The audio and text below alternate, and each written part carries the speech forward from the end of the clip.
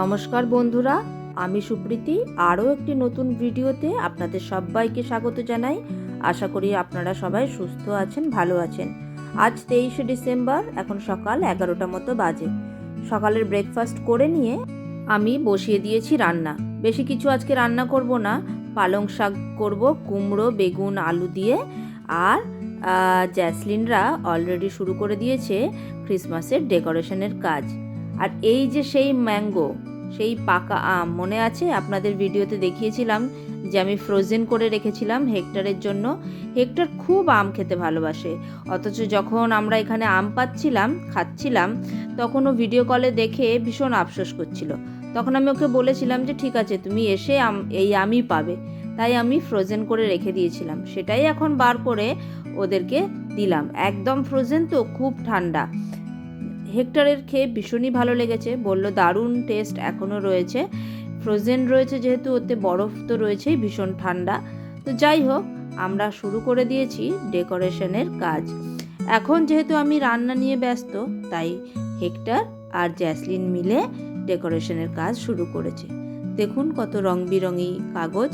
আর এই কাগজ দিয়ে সেই ছোট্টবেলা থেকে আমি দেখে আসছি আমার দাদু ঘর সাজাতো, আর আমরা এই জ্যাসলিনের মতো হেল্প করে দিতাম।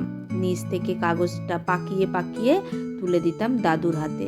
আজকে সেই একই ছবি, জ্যাসলিন পাকিয়ে পাকিয়ে তুলে দিচ্ছে ড্যাডির হাতে। আর এদিকে আমার শাক প্রায় সেদ্ধ হয়ে এসছে, আর একটু ঝোলটা মরে গিয়ে মাখা মাখা হলেই নামিয়ে নিয়ে রেখে দিয়ে আমিও লেগে পড়ব ওদের সাথে ডেকোরেশনের কাজে। আমারও ডেকোরেশনের কাজ করতে ভীষণ ভালো লাগে, সে তো আপনারা দেখেইছেন আমার ঘর আমি একটু সাজিয়ে রাখতে ভালোবাসি। আর এই যে কাজের ফাঁকে ড্যাডির কোলে বসে একটু আদর খাওয়া, এটা যে কি মিস করেছে জ্যাসলিন, যে ভাষায় বলে বোঝানো যাবে না। আচ্ছা, আপনাদের আমাদের ভিডিও দেখতে কেমন লাগে অবশ্যই জানাবেন, কিন্তু আপনাদের কমেন্টগুলো পড়তে আমাদের খুব ভালো লাগে। আমরা সবাই মিলে বসে আপনাদের কমেন্ট পড়ি। এই যে আমার রান্না বান্নাও শেষ, এবার আমি একটু হেক্টরকে হেল্প করে দিচ্ছি, কারণ জ্যাসলিন গেছে স্নানে।